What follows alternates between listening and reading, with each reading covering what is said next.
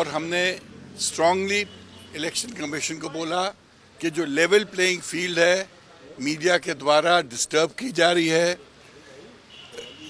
जबकि कल पोलिंग है, दे आर गिविंग रिजल्ट्स ऐसे मेथोडिकली कुछ टीवी चैनल रिजल्ट दे रहे हैं जैसे कि रिजल्ट पहले से आ चुका है। एग्जिट पोल बैंड है, प्रिडिक्शन बैंड है, उसके बावजूद भी ये सब किया जा रहा है। कोई इलेक्शन कमीशन का खौफ नहीं है, कुछ नहीं है। इलेक्शन कमीशन इस बात को लेकर चिंतित था और ये कई बार हम लोग आ चुके हैं इस इशू को लेके।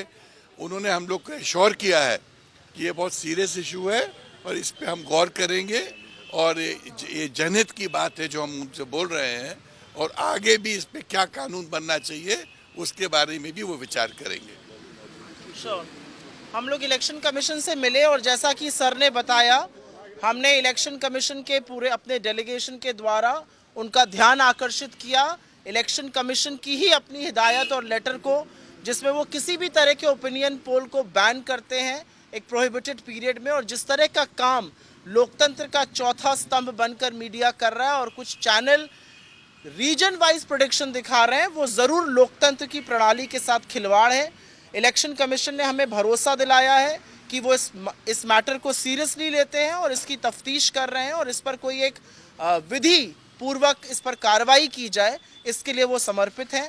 हमारा अपना मानना है कि लोकतंत्र के साथ, चाहे वो लोकतंत्र का चौथा स्तंभ ही क्यों ना हो, खिलवाड़ नहीं हो सकता। हमने इलेक्शन कमीशन के सामने तमामों और बातें रखी इस इलेक्शन को लेकर, चाहे वो एंकरिंग के स्पॉट्स हों, अलग अलग जगहों से ध्रुवीकरण की कोशिशें हों, चाहे वो हेलीकॉप्टर के नाम पर एयर स्पेस बैन कर देना हो और अन्य विपक्षी पार्टियों के उड़ने ना देना हो, तमामों ऐसी बातें रखी। लेकिन मूलतः आज की जो बात थी वो जिस तरह का ओपिनियन पोल 48 घंटे पहले चुनाव के दिखाया जा रहा है वो सर्वथा गलत है, उसकी हम निंदा करते हैं और इलेक्शन कमीशन ने हमें भरोसा दिलाया है कि इस पर जरूर किसी तरह की कार्रवाई की जाएगी। किसी चैनल का नाम भी आपने दिया, किन चैनलों का कुछ डिटेल्स आप लोग ने दी है? आप लोग ने डिटेल्स दी है चैनलों की? Yes, we have given copies.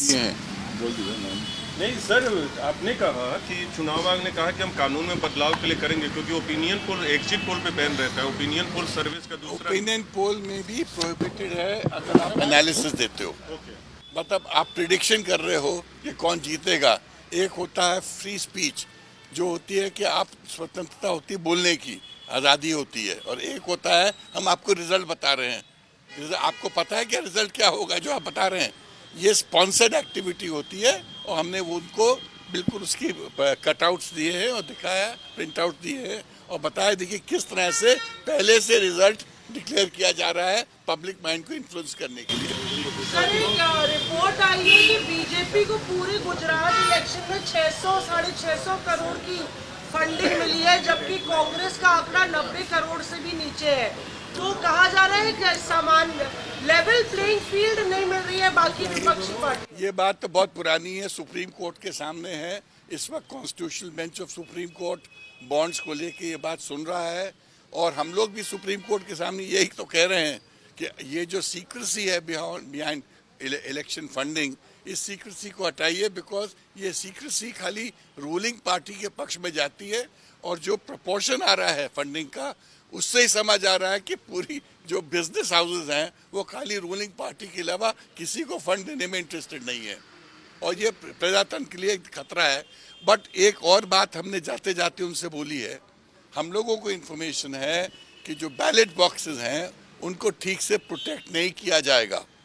किस तरह से नहीं किया जाएगा, कैसे फोर्सेस उनके साथ डिप्लॉय नहीं होंगी, जो हमारी इन्फॉर्मेशन है हम शाम तक इलेक्शन कमीशन को लिखित रूप में भेज देंगे और आप लोग को भी उपलब्ध करा देंगे। नहीं, गुजरात की बात कर रहे हैं हम लोगों को इन्फॉर्मेशन है और हम वो इन्फॉर्मेशन शाम तक पब्लिक कर देंगे।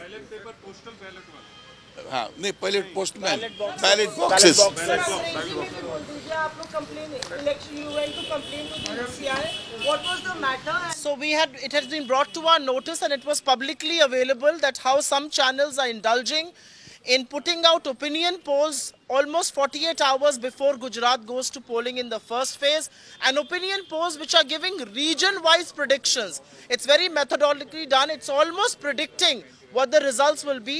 This is nothing but a blatant and a brazen attempt to influence the voting pattern, and this weakens our democracy. We brought this to the notice of the Commission, and the Commission has assured us that they will look into this matter, and seemingly at a future date, they will perhaps look into legal provisions of this as well.